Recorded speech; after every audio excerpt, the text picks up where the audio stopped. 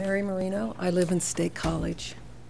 I want to bring up something else that came out in the last meeting, and Mr. Hutchinson spoke and said that nobody hurt themselves on the interview, and nobody here disagreed with that. But now I see that you're picking apart an interview. And I also want to say that if you come before this board and you're not a previous member, or you haven't been here for a couple years, for I don't know how many nights, or you're not paid to talk, you're probably going to be nervous. So let's get past that part of picking apart the interviews and listen to what is before us, and that is a possible resolution with a very good selection.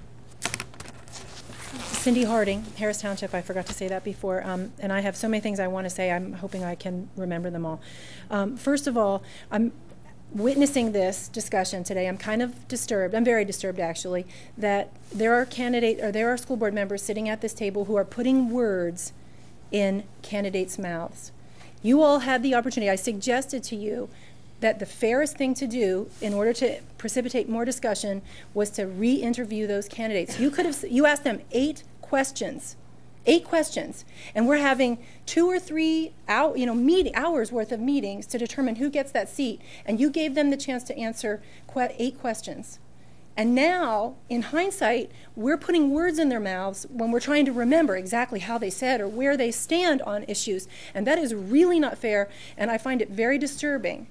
Secondly, Mr. Hutchinson, contrary to the comment you made at the last meeting, I do not believe that this community would have supported a past board member had one run in the primary or in the general election. In fact, I think this community spoke overwhelmingly that they want change. They want new voices, new perspectives. They don't want someone who had this job before.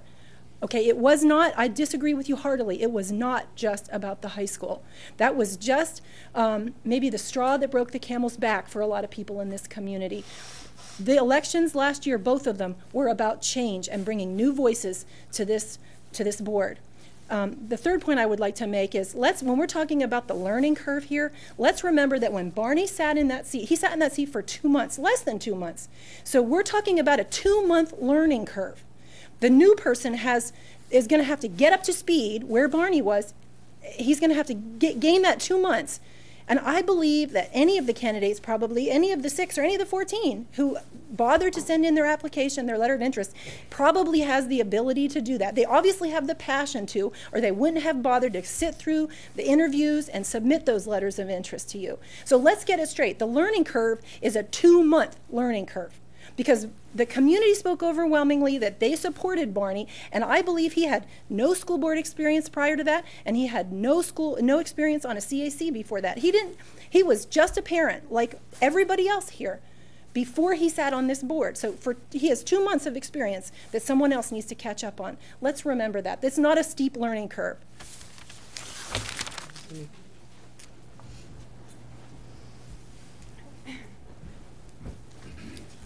Joan Schrock, S-C-H-R-O-C-K, Patton Township, 3 kids in the district.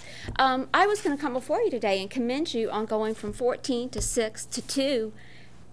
Now I've got to change that back up to 3. I really think highly of every one of you that sit here at this board and go through these 2.5-hour-long meetings, because I personally don't have that desire to do that. However, having said that, let me pull my notes out and go over what I watched the meeting on Monday night, and I was so, frustrated at how you guys went on and on and on. And while I think that's important that you have to do that, as a member of the TV land, I was sitting there going, re-interview them, just re-interview them. And if I had someone's text number, I would have done that, but I didn't. I'm sure Mr. Moyer is a great person. I don't know him personally, but I'm sure he's a wonderful person. He had to have been to sit on the board for 16 plus years. However, 16 plus years, from personal experience, I I have done some committee work for years upon years, and after a while you get burned out. You get tired. You do it because you have a desire to do it, but let's be honest. The enthusiasm and the excitement isn't there. It's just another job. And I feel like if we elected Mr. Moyer to this board, all you're doing is a stopgap thing. And he's just going to do it for 20 months until you guys go out and elect somebody else. I don't want to see you guys waste your time that way. Another thing that concerns me is his past experience. Yeah, 16 plus years, that's great. But I think we voted as a community, we wanted new voices. And I can tell you personally, I didn't go out there and vote for 5 new people because I was worried about the high school. That's the least of my worries. I wanted new people in there with fresh ideas and fresh enthusiasm. I'm sorry, I just don't see that with Mr. Moyer. You yourself said something about, well, we like Mr. Moyer because he's been on the school board before and we won't have to reinvent the wheel. I could see where that would be time-saving. You did say that. Not going to argue that point. But anyway, that's what the incumbent's job is. That's why we look to you and so that you make up these things and say, oh, wait a minute, wait, we've done that before. I don't want to waste time doing that because the new people haven't had that luxury. So I think that's your job as an incumbent to make sure that we don't reinvent the wheel.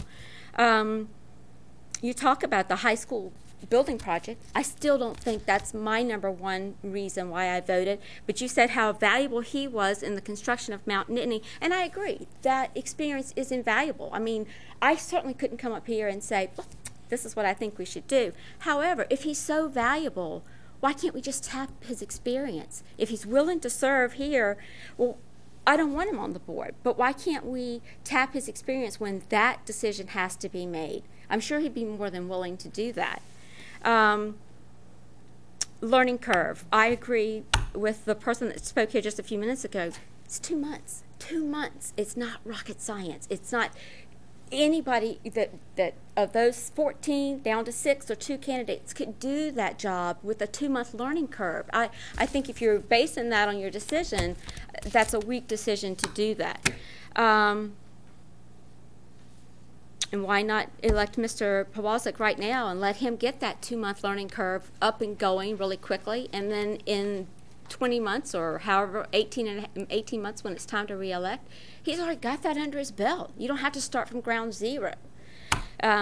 My last thing, and I'll be very brief, I've served with Mr. Pawlczyk on several swim team activities. The level of excitement and enthusiasm he brings to everything that he does is just amazing. The kids love him, the parents love him, and if you elected him on the school board, just think what you'd be doing for the school board. I mean, the swim team, Summer Swim League is just that. It's a summer swim league. It's fun.